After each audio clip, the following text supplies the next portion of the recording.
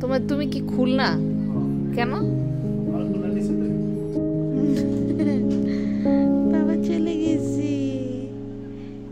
You're the best mom in the whole wide world. You make my heart so happy. এই দিনের জন্য সে অপেক্ষায় ছিল। রেডি হওয়ার সময় না না তোমার চুল নষ্ট যাবে।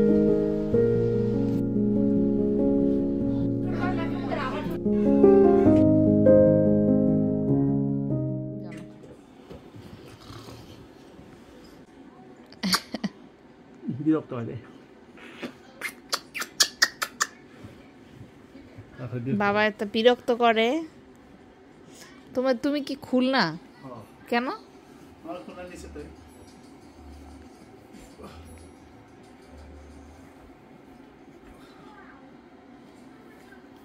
তো বাবা খুলনা রাইডার্স,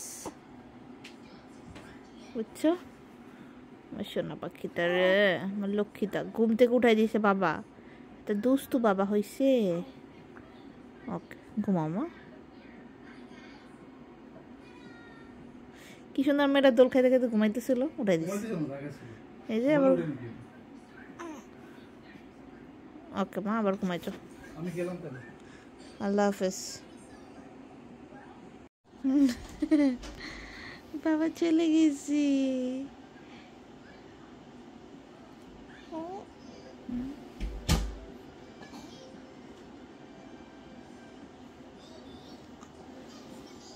আসসালামু আলাইকুম সবাইকে। তো ওর বাবা হচ্ছে সকালবেলা ক্রিকেট খেলতে চলে গেছে।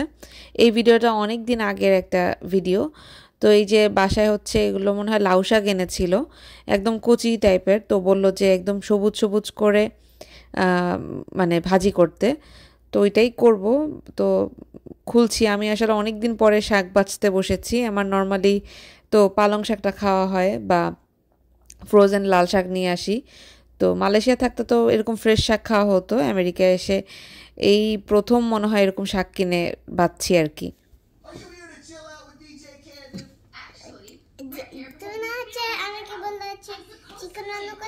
হ্যাঁ, তোমার জন্য চিকেন রান্না করছি তোমা।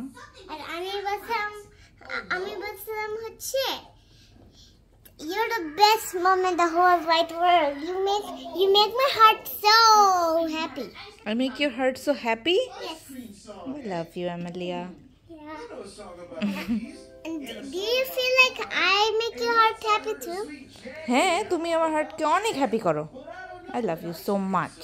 Thank you. I love you, Baba. But even though my dad, he have spiky things on it. এজন্য বাবা আদর করলে ব্যথা লাগে। অনেকগুলা পকি পকি লাগে। That's fine. আমি শেভ করে আর যদি একটু আছে একটা টাইনি শেভার নিবে এরপরে টাইনি শেভ করে তারপর আদর করবে। ওকে, তুমি এই শাকগুলো খাবে? মা তোমার জন্য রান্না করবে এগুলো। এভাবে না, আল্লাহ এভাবে না মা, শোনা বাচ্চা, পরে রান্না করে দিব। বাট এখন তোমার অনেক ক্ষুধা লাগছে বলছো, মা তোমার জন্য ঝটপট এখন ভাত দিব। তারা এখানে আমাকে শাক বাছতে দেখে অ্যামেলিয়া বলছে মা আমি পাতাগুলোকে কেটে দিই। তো এই কাজটা কিন্তু ছোটোবেলায় আমিও করতাম, মানে বেশ মজা লাগতো পাতা ছিঁড়ে ছিঁড়ে এরকম রাখতে। তো ওকে হচ্ছে পাতাগুলো ছিঁড়তে দিয়েছি, আমি ডাঁটগুলো ছিঁড়েছি। আর এই পাশে ওর জন্য একটু ঝটপট করে খিচুড়ির মতো করেছিলাম মিষ্টি আলু দিয়ে, আর হচ্ছে চিকেন ছিল। তো এগুলোই ওকে ঝটপট খাইয়ে দিব, ওর আসলে ক্ষুধা লেগে গেছে। আর আমি হচ্ছে এই পাশে একটু শাকটা ভাজি করব। ও নর্মালি শাক খায়, মানে লাল শাক, পালং শাক, একটু নরম টাইপের শাকগুলো খায়। আর লাউ শাক বা কুমড়া শাক এই টাইপের শাকগুলোতে একটু মানে কি বলে শক্ত শক্ত হয় বা একটু কাগজে একটা ফিল থাকে মুখের মধ্যে। তো এগুলো আসলে মাখলে ভাতের সাথে ভালো করে মাখে না, তো ও আসলে ওরকম এনজয় করে না।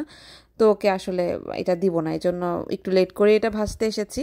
আর এই ধরনের শাকগুলো হয় কি একটু ফ্রেশ ফ্রেশ করে ভেজে সাথে সাথে খেতে বেশি মজা। তো ওর বাবা হচ্ছে দুপুরবেলা আসবে, এসে অ্যামেলিয়াকে নিয়ে একটু সুইমিং করবে, তারপরে হচ্ছে খাওয়া দাওয়া করবে আর কি। তো ওইভাবেই আমি একটু লেট করে এটা ভাজতে করেছি। তো এখানে এই যে তেল নিয়ে নিয়েছি, এটা খুবই সিম্পলভাবে করব। নর্মালি কিন্তু লাউ শাকগুলো একটু আলু দিয়ে অথবা চিংড়ি মাছ আলু এরকম করে করলেও ভালো লাগে।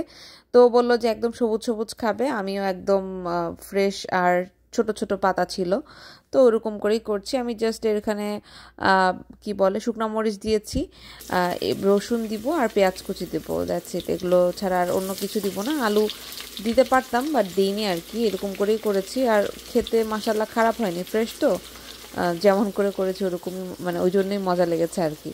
আর ওর বাবা একটু শাক জিনিসটা একটু সবুজ সবুজ থেকে কাঁচা কাঁচা একটু থাকবে এরকম পছন্দ করে, যদিও আমি এভাবে খুব একটা পছন্দ করি না।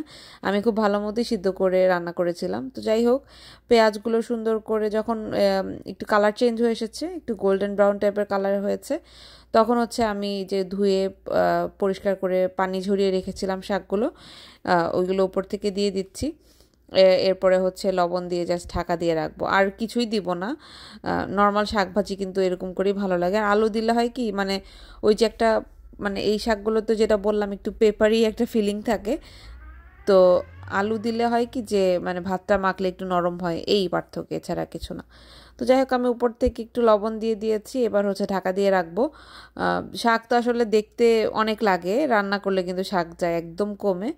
তো এই তো ঢাকা দিয়ে হালকা করে নেড়ে চেড়ে এই হচ্ছে ফাইনাল লুক। এরকম থাকা অবস্থাতেই, ঝোল পানিটা একটু শুকিয়েছে, এই অবস্থাতেই নামিয়ে ফেলেছিলাম। আমরা এখন সুইমিং পুলে যাচ্ছি। এমেলিয়া, ওর বাবা, এলনাজ,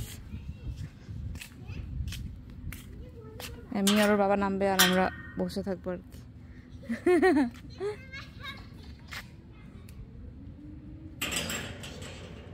কি বলছো তুমি এই দিনটার জন্য?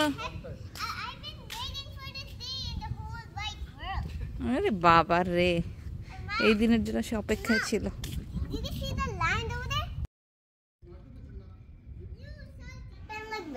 না, এটা এটা এমনি জামা পরলেই হবে। আমাদের হলো রাতে একটা দাওয়াত আছে, তো এমেলিয়াকে এই ড্রেসটা পরাবো। এইটা আমার জন্য, এই জামাটা, তারপরে আমার এটার উপরে না, আমি পরাই দিব তোমাকে, দাঁড়াও। এটা কে দিছে জানো? ছোট দাদু দিছে আমার। তুমি জানো? আমি পরাই দিব, দাঁড়াও।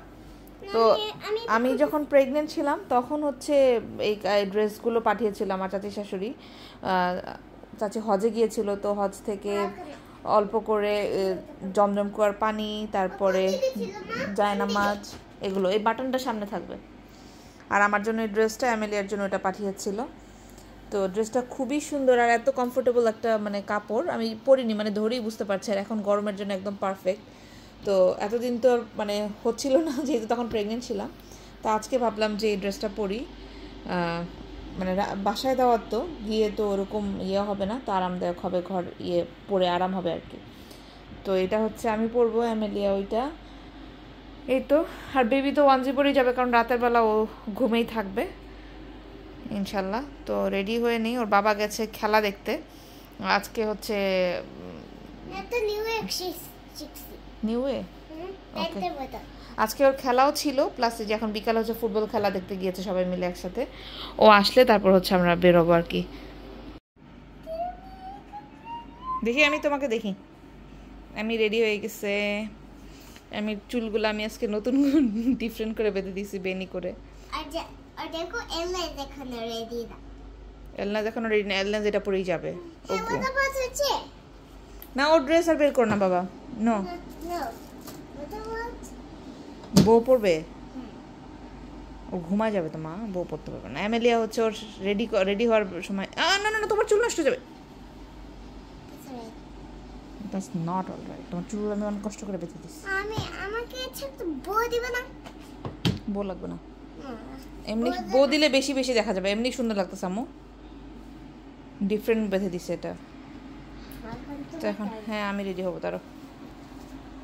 Love rainbow so much. এটার নাম? Do you want to hear it? Yes. Rainbow, rainbow, rainbow. Rainbows are fantastic.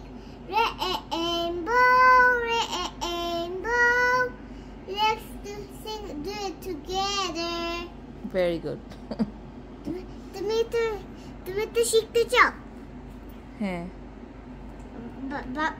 বাবা, okay, let's start teaching you first. না, আমি শুনে আমার ভালো লাগছে, নেক্সট টাইম, ওকে? আমার আসলে আইডিয়াও ছিল না যে আমি এত মোটা হয়ে গেছি, আসলে লুজ জামা পরলে বোঝা যায় না। তো এটা হচ্ছে আমার আগের ফিটিংয়ের ড্রেস, তো পরার পরে মনে হচ্ছে লাল্লা এত মোটা হয়েছে, পুরো টাইট। এগুলো আগে আমার লুজ হতো, এরকম টাইপের ফিটিংটা আর কি, এম সাইজটা। তো যাই হোক, এই যে দাওয়াত খেতে এসেছি, খাবার দাবার অনেক ছিল, অনেক কিছু করেছে মাশাল্লাহ। এই যে ওর বাসায় এসেছিলাম, জেসিকা অনেক মজার মজার খাবার খাইয়েছে।